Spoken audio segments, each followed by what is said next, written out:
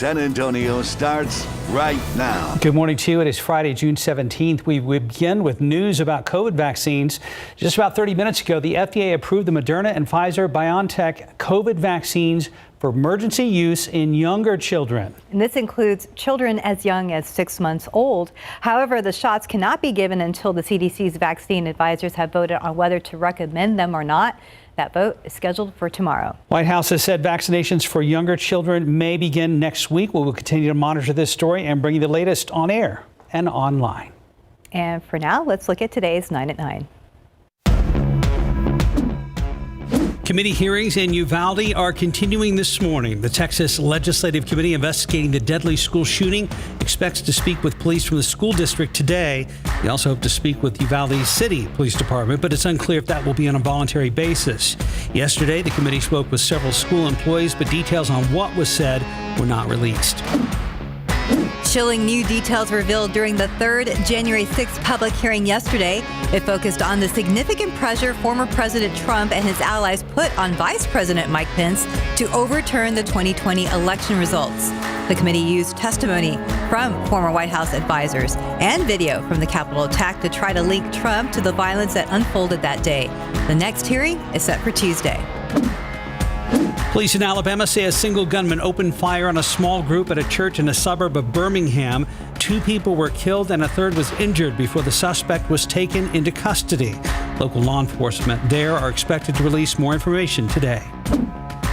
The latest shooting happened around the same time senators negotiating a gun safety bill wrapped up their final in-person meeting yesterday without a deal, leaving some serious questions about whether the bill will come to the floor next week. One area of debate involves a red flag provision which would allow a judge to take guns away from someone who is a danger to themselves or others. A third American is now missing in Ukraine. Former Marine Grady Karpasi went to the country in March to help the Ukrainian people. This comes as a new photo posted by a Russian blogger appears to show 2 American fighters with their hands tied behind their backs in a Russian military vehicle. The men appear to be the other 2 Americans reported missing. The State Department hasn't confirmed whether the photo is real, but they acknowledge the 2 men are missing. Yesterday was one of the worst days yet for recent air travel, and the peak summer vacation season is just getting underway. Airlines grounded 1,600 flights on Thursday alone as storms swept through some of the nation's busiest airports. Staffing shortages are also an issue. The Transportation Secretary is pushing for details on how to keep their summer schedules on track. For the first time, rapidly rising fuel exports are helping push up the price you pay at the pump. Now the national average is a record $5 a gallon, according to AAA. In Texas, the average $4.68, and in San Antonio, the average is $4.65 a gallon, down 2 cents from yesterday, but still higher than a week ago.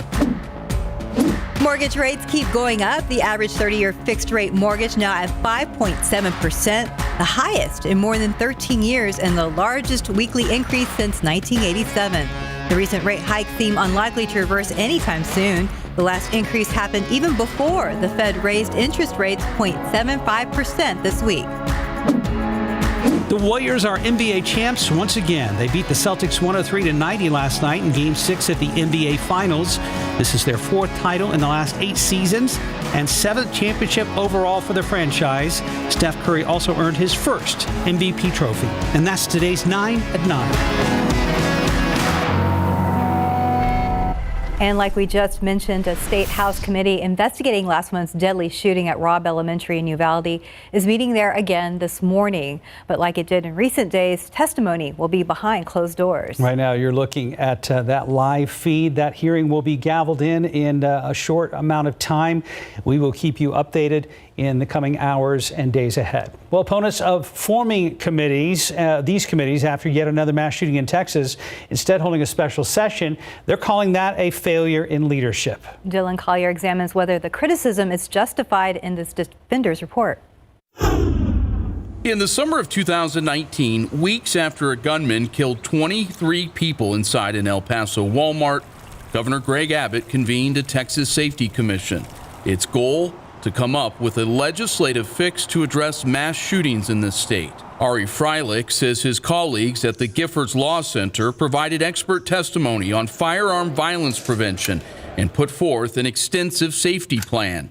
The end result? unfortunately, those were not acted on in Texas. According to Freilich, symbolic half measures and a doubling down on the notion of arming teachers. When presented with an 8-part safety plan for preventing gun violence in the state of Texas after El Paso in 2019, instead, the only action Texas lawmakers did was to make it easier for people with histories of violence and criminality to be qualified to legally carry weapons in public spaces. He's referring to last year's controversial constitutional carry bill, which made it legal for Texans to carry handguns without a license or training. A defender's examination of how that bill made its way through the Texas Senate and House shows that it could have contained measures that would have likely prevented gun violence. But Senator Jose Menendez's amendment, which would have required mental health screenings for private firearm transfers, failed. Another senator from our area, Roland Gutierrez, proposed allowing counties and cities to keep concealed handgun license requirements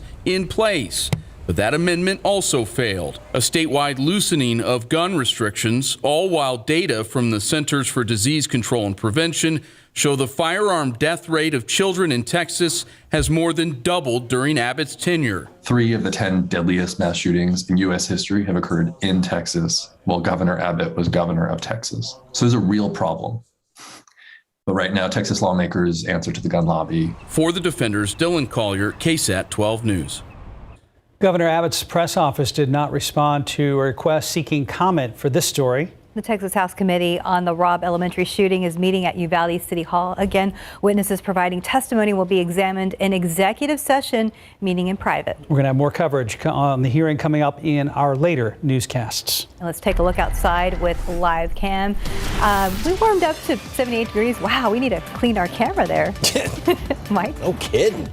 What if that's some of that dust on everything? Right? Yeah, all that lovely Saharan dust. But yeah, we've got a lot of clouds hanging around here as of right now, and temperature stands at 78 degrees. So we've already started the warming process. Obviously, we do have some clouds out there. Notice that bottom number is at 69. The dew point temperature, the measure of moisture in the atmosphere, that was a little bit lower this morning compared to the past couple of mornings, and that actually allowed temperatures to get down to 75, which, yes, still above normal. Normal being 73, but better than where we've been the past couple of days. We'll take anything as far as slightly lower temperature, slightly lower humidity, but in the afternoon, anything but slightly lower. We're going to be up to 100 again. Yesterday we did hit 102, and we are looking at more triple-digit temperatures all around. And yeah, sun's trying to squeeze on through here, and that's just going to add to these numbers. 78 degrees right now, so we want to add, about 20 to 23 degrees to that. 80 already in Divine. We're going to talk about the weekend. We're going to be getting rid of some dust. We're going to be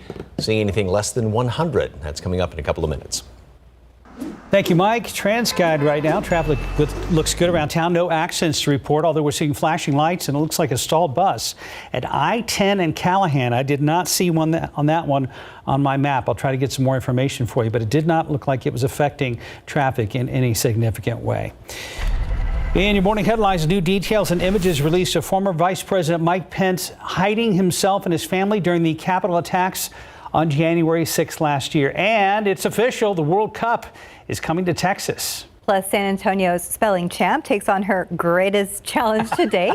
RJ Marcus is here with those stories and more. A challenging night on Kimmel. Ooh, yes, some difficult conditions for our local spelling champ to overcome, but she did it. We'll show you a little bit of those highlights here in just a bit. But starting, guy, with some big international news here. The United Kingdom has given its approval for Julian Assange's extradition to the United States, but WikiLeaks has already said that it will appeal that order. That decision to extradite is a big moment in Assange's years-long battle to avoid being sent to the United States. The British Home Secretary signed an order today that calls for the WikiLeaks founder to face espionage charges. According to a statement, Assange will receive appropriate treatment and that his human rights won't be violated by this decision. Soon after that announcement, WikiLeaks released a statement stressing that, quote, next appeal will be before the High Court, end quote. The organization said that it would, quote, fight to return Julian to his family and to regain freedom and of expression for all of us, end quote. We will continue to follow that story. And as we just mentioned a little while ago in the 9 at 9, more details released in the public hearings focused on the Capitol attack. The committee reconstructed the pressure former President Donald Trump put on his own vice president to name him the winner of the 2020 election. Former White House aides and Mike Pence's legal counsel testified that the pressure grew more intense as Pence rebuffed the efforts, telling Trump the vice president does not have the power to overturn a presidential election. The committee also pointing to a tweet sent by Trump that day saying that his vice president lacked courage as people stormed the Capitol. Here's how some of the day and the conversations were described. Felt like he was pouring gasoline on the fire by tweeting that. The conversation was pretty heated. I remember hearing the word wimp. The committee also showing images of Pence and his family hiding on that day, then moving to an underground parking garage when rioters came within 40 feet of the vice president. Pence eventually, obviously, certifying the election results for President Joe Biden. Okay, switching gears a bit. All right, we're still 4 years away, but the 2026 FIFA World Cup is coming to the Lone Star State. That's right, Texas will be one of the 16 host cities that were announced yesterday, and these cities are spread out all across the U.S., Canada, and Mexico. And those 16 cities, the two that are the Texas ones are Dallas and Houston. A little bit of bummer, San Antonio is not including that, but it is just a drive away. The other cities include Atlanta, Boston, Guadalajara, Kansas City, Los Angeles, Mexico City, Miami, Monterrey, New York, New Jersey, Philadelphia, San Francisco, Seattle, Toronto, and Vancouver. So this will be the second time the U.S. has hosted the World Cup after the first time back in 1994. Still remember those games. And it's the third time for Mexico, which also hosted the 1970 and 1986 World Cups. This will be the first time a men's World Cup match will be held in Canada since the country hosted the Women's World Cup back in 2015. So pretty exciting news there. All right, guys. Well, can you spell celebration, winner, all of the above? Because that's what our national spelling champ is doing right now after bringing the title home to San Antonio. So San Antonio Spelling Bee champion, 14-year-old Harini Logan joined Jimmy Kimmel last night to try and defend her title against the late night talk show host. So every year the show invites the winner of the Scripps National Spelling Bee to the show. She competed against Jimmy with Judge Cousin Sal and, quote, professional pronouncers, end quote, Guillermo and special guest pronouncer Mike Tyson. Can I have the word one more time?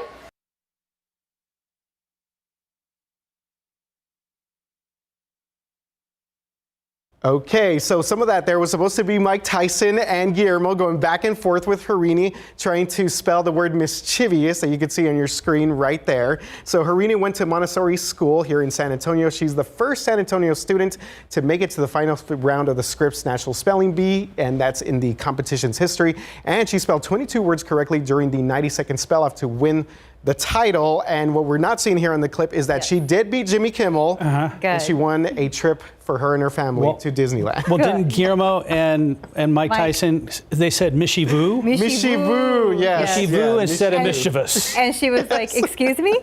Yeah. She's like, he's like, and then Guillermo said, if you'd like it in a sentence, the act of being mischievous. They just said and it again. I think earlier in the competition, she also asked for country of origin, and then Guillermo said, well, someone made it up.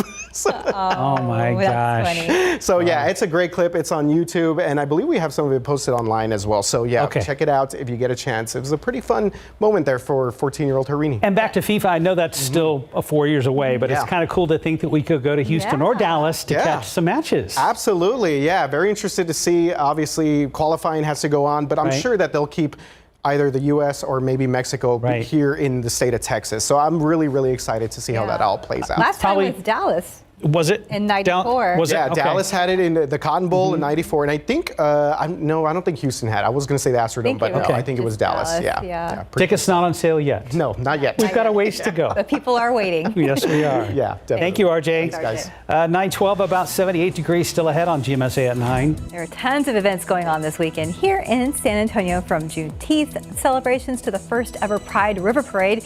We're going to tell you about those events coming up a little later. Plus, coming up next, explore the Colombian rainforest and learn about poisonous animals and plants. We take you to the latest exhibit at the Whitty. Harming and healing, an interactive exhibit at the Whitty Museum here in San Antonio explores how poison can do both of those things. Families can step into a Colombian rainforest and learn poison's role in nature, legend, and human health. Tiffany Huertas joins us live from the exhibit, The Power of Poison. Good morning, Tiffany. Hey, Tiff, I saw a billboard for this the other day, and I'm really excited to hear more about it. I didn't know about it. It's amazing, Mark. You can learn so much all about poisonous animals and plants, and it feels like you're inside a rainforest. And check it out. Take a look at this golden poison frog. They say scientists believe that once the frogs eat beetles, they get their toxins from the beetles. So you can witness animals like this one, and you can also learn about snakes, caterpillars, fish, and you can learn about tarantulas. Yeah, that's right. We have Paula joining us this morning with Abby. Good morning, Abby. Talk to us about Paula. Good morning. Absolutely. This is Paula. She is our Texas brown tarantula. So not only are they one of the largest spider species that are native to North America, she, like many of the other animals in this exhibit, is venomous. So we have the awesome opportunity to share some of what we know about poison as well. So, as you said, the beginning of this exhibit drops you right in the heart of the rainforest, where you have the chance to learn about venom in nature. From there, you have the opportunity to see poison in literature and myth as well, and find out why the Mad Hatter went mad, and what were some of the ingredients in a witch's flying potion. And right behind us, you can see how incredible this whole setup is. It actually feels like you're inside a forest. Yeah, absolutely. We love this space, and it's so incredible. And we're also talking about how Texas is involved in this exhibit. Absolutely, yes. So the Whitty curated a special portion of this exhibit called Texas Tales, where we talk about where we can find poison and venom in nature here in Texas. So we have the opportunity to talk about some of our venomous snakes here, as well as some of the curative properties from their venom. So did you know that Copperhead venom has been known to be able to cure breast cancer? Wow, amazing. So some incredible research, as well as some of our prettier poisonous residents, like our pipevine swallowtail butterflies. And if families come here, they can meet Paula. Absolutely. So Paula is a resident of our SWBC Live Lab here at the Whitty Museum. You have the opportunity to head on in and check her out, as well as some of the other animals that live here with us all the time. And you say she's friendly, right? She's super docile. You sure you don't want to hold her? No, not this morning. But I'm pretty sure Mark and Steph, they want to hold her. So I Absolutely. think they'll be coming here. Yes, she likes new people. Awesome. So when is this exhibit here till? So we'll have this exhibit until Labor Day. So we're so excited to have people come in, hopefully beat the heat a little bit and explore this exhibit with us. Awesome. Well, thank you so much for joining us. Thank you, Paula. Thank you. Back to you. You can bring her back in the bag. You could bring, yeah, right? Could be. And I'm shocked this has nothing to do with the band Poison. I totally misjudged this whole thing. No, very, very different. No, Mike, I'm just kidding. You really went there with that type of a... Yeah, it's Friday and just for fun. Just for fun. Yeah, anyway. Billboards. You ever held a tarantula? What's that? Have you ever held a tarantula? I don't think I ever have. It's just it's really weird, you know, as they start just their little hairy feet walking on you like that. So you guys get to do that stuff all the time on SA Live, right? Yeah. That's fine. Snake, no. Snakes, no. Nope. So you're like Indiana Jones. Anything but snakes? Right. But interesting factoid, when she said Copperhead venom can be used to treat breast cancer. I had not heard that. Yeah. That's fascinating. That's a wow. Okay. We'll talk about anything besides the weather right now, because it was hot yesterday, 102, and then, of course, we have all the lovely Saharan Dust. And as Mr. Austin then observed this picture earlier this morning and said it looks like, what, Tatooine from Star Wars? It sure does. Yeah, I did, or Gabby did. Prompt her. Did you say Gabby or did me? You did. That this looks like Tatooine? Mark, you did. Did I? Yeah. Or it was you. It was a long time ago. Like Mars. I'm sorry, I forgot how to talk. I just said, or me, or what did I don't know. Anyway, or it looks like Mars or something like that, with all that dust hanging around out there. So as you can see, kind of the haze off along the horizon. Sun is squeezing on through the clouds as of right now. Low temperature this morning dipped down to 75 degrees. We had a lot of 60s in portions of the hill country. The normal average is 73, so this was one of the closer low temperatures to the normal low that we've had in the past couple of days. And with that somewhat lower humidity, actually dew points. Now, this is comparing to exactly this time yesterday morning, 24 hours ago. But even this morning, overall dew point temperatures were down 2, 3, 4, 5 degrees compared to yesterday. So slight, and it's not a lot. A couple of degrees does make a lot of difference, though, with dew point temperatures, the measure of moisture in the atmosphere. And it was slightly more comfortable this morning. So that was one nice little benefit. All right. Now, as far as the Saharan dust, it is here still. Like yesterday, it is going to be sticking around throughout much of the day. However, it is going to start to, with this computer model, thin out somewhat as we go on into later on tonight as well as tomorrow. And then the rest of the long holiday weekend should be fairly dust-free. So one plus as far as the forecast is concerned, but it does not look like it's going to last forever, because going in toward the middle of next week, another plume of that dust appears to be kind of headed in our direction. So that's going to be moving on in here. As far as temperatures, we are going to continue obviously to warm up in through the 80s, 90 today at noon. Plenty of sunshine, that hazy sunshine out there. Going to top off at 100 later on. So this will be day number 16 that we've hit 100 officially out there at the airport, and then back down through the 90s and hitting 90 degrees at 9 o'clock tonight with mostly clear skies. Again, that hazy look to the sky. So should be a nice looking sunset, but it's going to look like it's on Mars or something like that with all that dust out there. All right, around the country,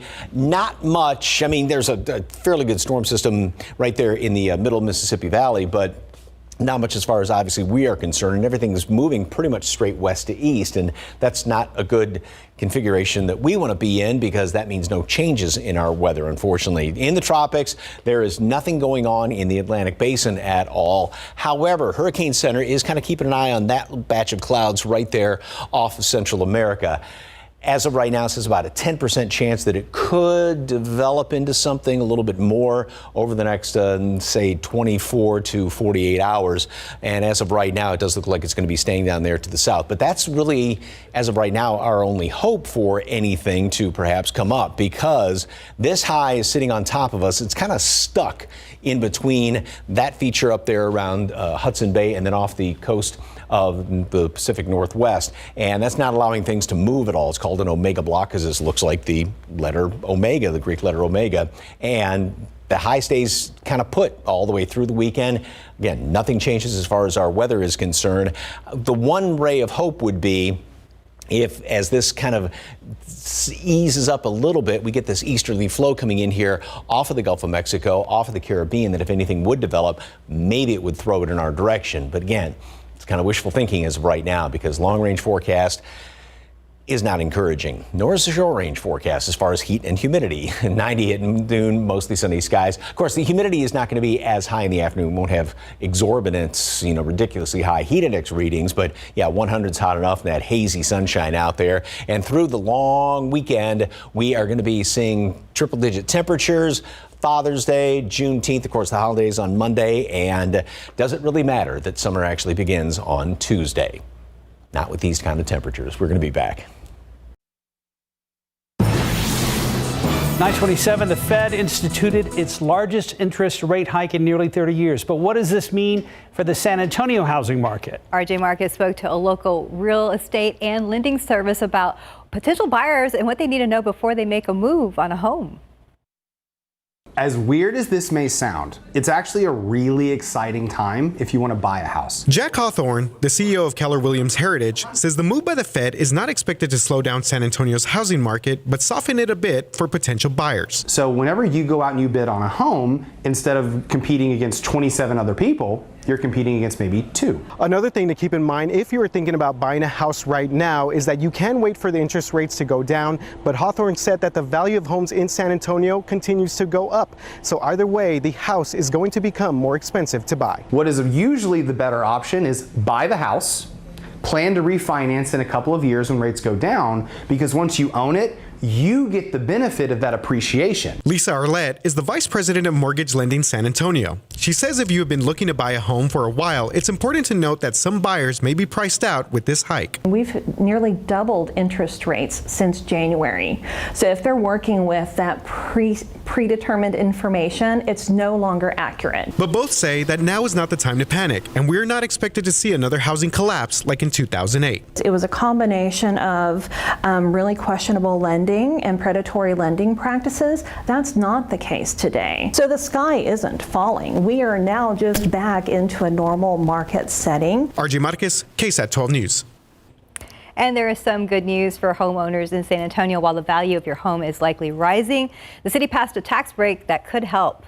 Council members decided to raise the city's Homestead Tax Exemption. It's now 10% of home's value. They also raised additional exemptions for senior and disabled homeowners to $85,000 each. So this would give a break to you on the city portion of your tax bill. Just about 9:30, 79 degrees. We'll be right back. Welcome back. It's 9:32. More than 39,000 San Antonians are now living in a new city council district. And no, they are not moving. They just fall on a new district map approved by city council here yesterday. The change rebalances the populations of all 10 districts that have grown in a lopsided way.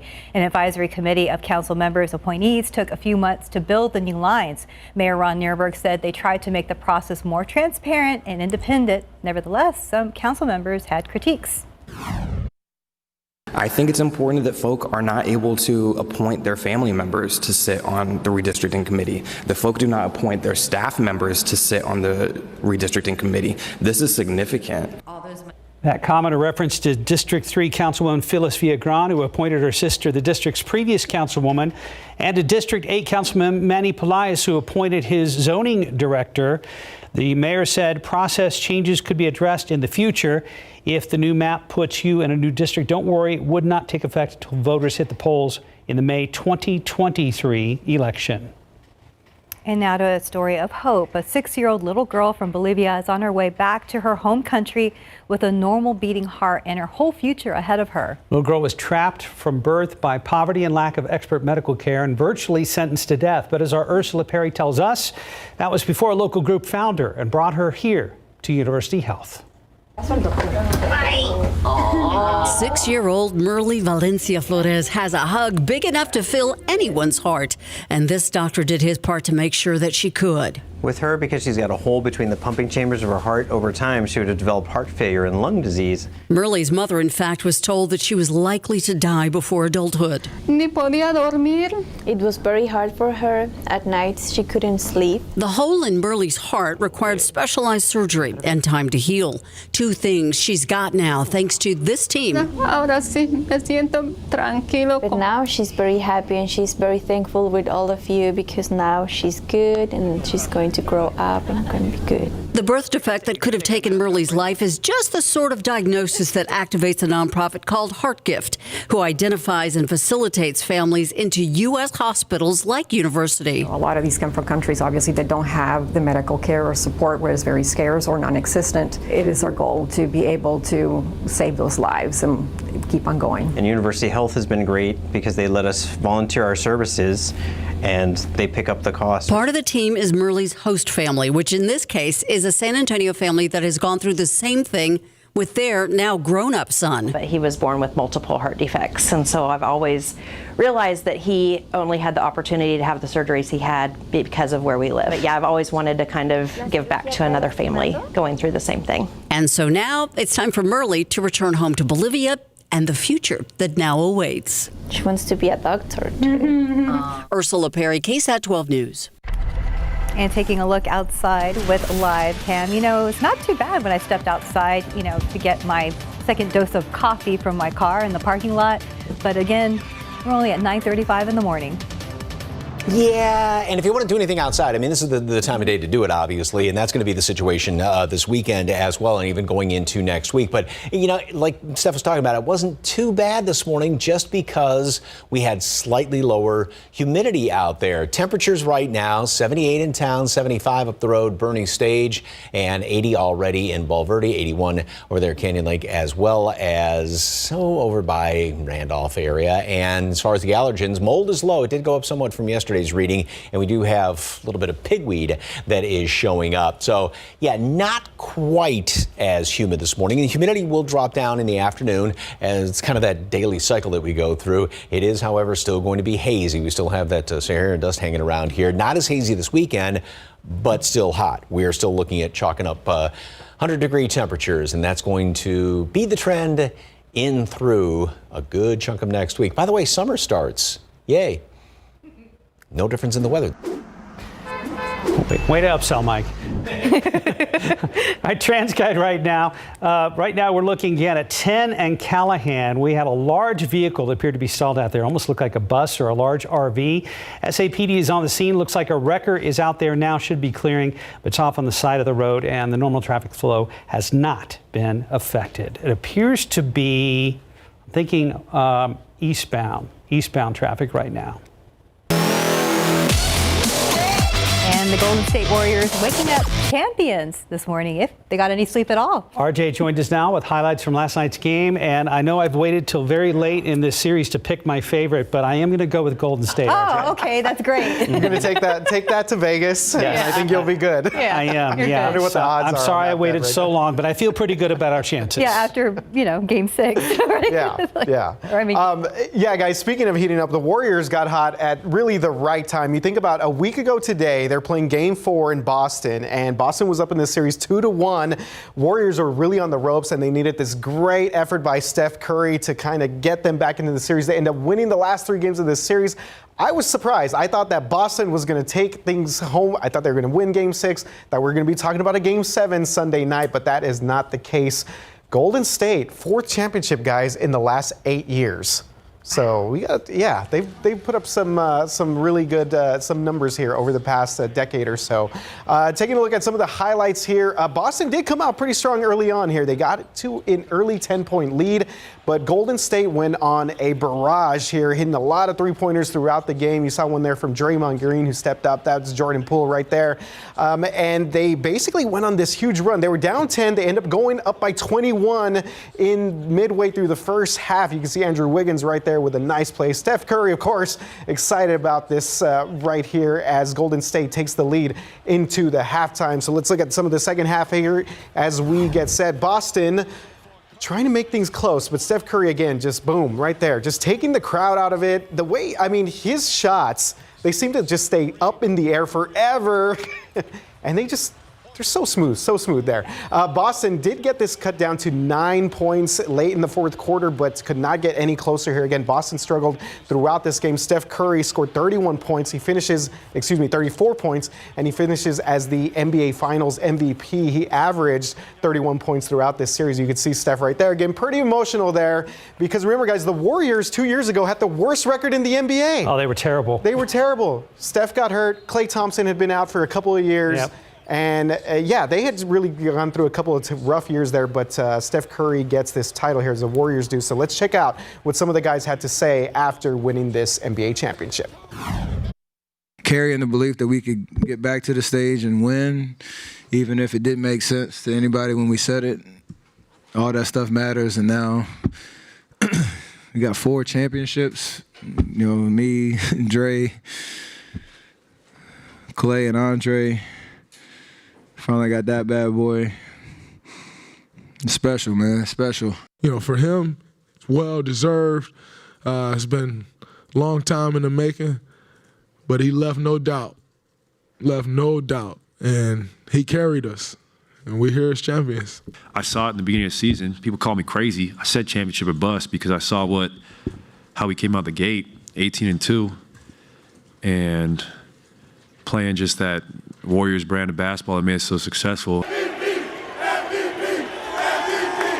All All right, so the big celebration there for the Warriors as they take care of business. They win this series 4-2 over the Boston Celtics. A couple of things, guys. This was it kind of hurt a little bit, but during these finals, the Warriors' big three, you just saw them right there. They surpassed the Spurs' big three for most NBA Finals victories. I wondered about that when I heard about their big three, using that term. That, of course, is a household moniker around here. Yeah, I'd still take our big three, though, definitely. So the Warriors end up surpassing that. Look, San Antonio still has 5 titles. Sure. This big three has 4. So let's until we get the next one.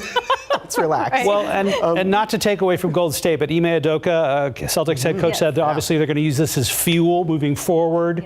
He's got a good team. Derek White had a great season with them. That was a big trade there. That was a big trade. That definitely propelled Boston to the Eastern Conference Championship. So definitely a bright future there. One other thing, guys. Steve Kerr, now 9 championships total. Wow. 4 as a head coach, 5 as an NBA player. Of course, 2 of those with the Spurs back in '99 and 2003.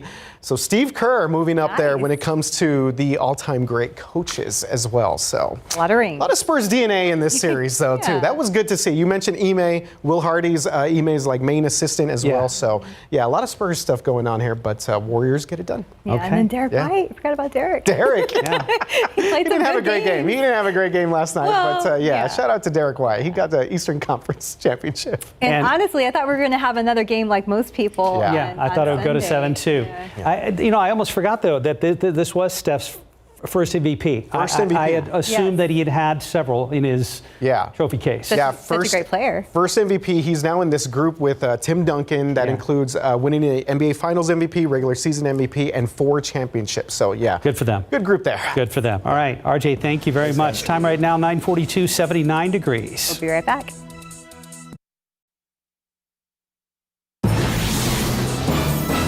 Welcome back. It's 9:45, and I was looking behind Mike. He has that haze again. You can't even tell what's behind him.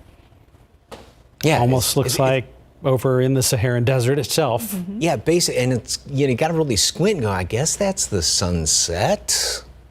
Don't know about that, but that's what it's going to look like in some areas later on today, because obviously we still have some of that Saharan dust hanging around here. By the way, thank you very much for the KSAT Connect picture, but at least that's going to be going away by the weekend and may come back next week. We'll deal with that then. So, as you can see, there's some of that haze right there along the horizon. We do have our morning clouds. We had some clear skies overnight, and that actually allowed that, combined with slightly lower humidity, allowed temperatures to get down to 75 this morning here in town, just 2 degrees above the normal low temperature. Right now, we're at 78. 80 from Canyon Lake over toward Bulverde, Helotes, 81 in New Braunfels, and Converse. I was going to say is a hot spot, but nope. Gonzales right now is the hot spot at 84 degrees. And these numbers, dew points, measure moisture in the atmosphere. This is how we figure out relative humidity. Of course, the threshold is 60. Get below that, it's really comfortable. And actually, some of these dew points out in the hill country around Bandera, Comfort, we're down around 62 earlier this morning. So that's actually not bad for this time of year. And at one point, our dew point was down to 68. I want to say, did it touch 67 degrees, but it was a little more comfortable out there. Now, some of this is trying to come back in. It will drop down in the afternoon, so we're not going to have just outrageously high heat index readings. We have a slight bit of a heat index as of right now. New Braunfels feels like 85 degrees. And again, throughout the day, we're going to make it up to 90 at noon. And temperatures then warm up very quickly, of course, with the sunshine, hazy sunshine, 100 for high temperature, and we stay in the 90s, mid-90s, even as we go in toward dinner time and just after that into the early evening hours. So if you're heading out tonight, obviously it is going to be a very toasty evening. Once again, the forecast today, 90 at noon, mostly sunny skies, a lot of haze out there today, and then we are going to make it up to 100. Day number 16, just in case you are keeping track. Not that that's any number we really want to add to, but we're going to continue to add to these numbers and all the triple digits all the way through the long holiday weekend.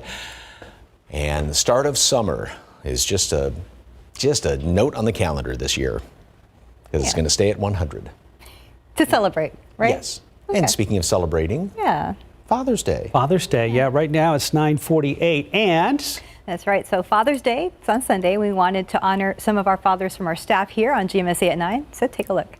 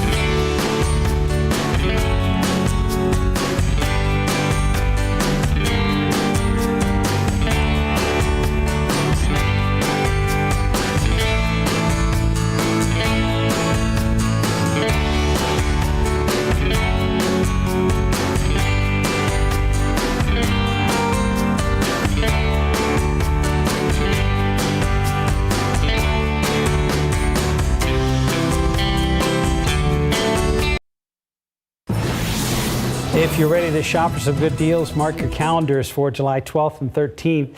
Those will be the next Amazon Prime Days. That's right. The company announced the dates yesterday, saying the big sale will kick off at 3 a.m. and run for 48 hours in multiple countries, including Poland and Sweden for the first time. You'll be able to save on electronics, toys, things for the house, clothes, and a ton of other stuff. And Sunday, not only Father's Day, but it's Juneteenth, and the San Antonio Airport is celebrating with a new art exhibit. Yeah, yesterday afternoon, the Eye of the Beholder Art Gallery opened at the Unseen Artist exhibit at the airport. The purpose is to showcase Black artists from San Antonio and their works. Each piece of art featured something that makes San Antonio unique, also shows how culturally diverse the Alamo City is. I always knew that once the public saw the art of Black artists, the talent of Black artists, that they would be recognized for their talent. The art gallery will be up at the airport for the rest of the summer. And the city will celebrate Juneteenth with the usual events like the Juneteenth Parade, along with the Texas Freedom Day celebration at Comanche Lookout Park. But there will also be a block party exhibition at IKEA and an opportunity for families to share their history with the local African American community archive and museum. All the events start today. Juneteenth San Antonio is putting on a 4-day celebration. It'll be at Comanche Park number 2 on Rigsby from 11 a.m. to 11 p.m. today through Sunday. And also happening this weekend is the city's first ever Pride River Parade. So we got a sneak peek of the floats on Tuesday with Tiffany Huertas. The celebration will bring community members together at the historic La Villeta District, the Riverwalk area downtown, and the local museum reach. The festivities will start with a celebration at La Villeta from noon to 5 and then wraps up with 2 showings of the parade, which feature more than 17 colorful river barges each. And if you're looking for something else to do with the kiddos, a unique hands-on experience is coming to the museum this weekend. So this is For Innovate. It's a family-friendly, interactive exhibit with a military focus created in partnership with USAA. Actress and STEM advocate Miranda Cosgrove partnered with USAA to spread the word about Fort Innovate. She spoke with Katie Blake about what inspired her to become a STEM advocate. You can see that interview online at KSAT.com, along with a process, or rather preview, of what families can expect from the experience. Fort Innovate will be at the museum for this weekend only, though, and it is free with admission. Michael? That's one thing going on that's indoors in the air conditioning. Otherwise, for all the events going on this weekend, celebrating Father's Day, whatever it is, yeah, take it easy. 100s all across the board. Humidity won't be outrageous, but you just got to take it easy. Lots of water, lots of sunscreen, and nothing's really going to be changing all that much. We do have Saharan Dust today. That's going to go away at least for the next couple of days, but we are going to remain in the triple digits for long time. Summer begins Tuesday, by the way. Yeah, just in Tuesday. time. Yeah, just in time. Well, I'm off all next week. Yeah. Time for vacation. Enjoy. Happy Father's Day. You too, sir. Happy Father's Day to Louise. Thank you. Happy Father's Day to both Thanks, of you. Steph. Appreciate that. Enjoy this whole weekend, but keep cool. And to everyone out there. Yes. Absolutely. Yes, to all the dads out there, keep cool and happy Father's Day. Have a great weekend.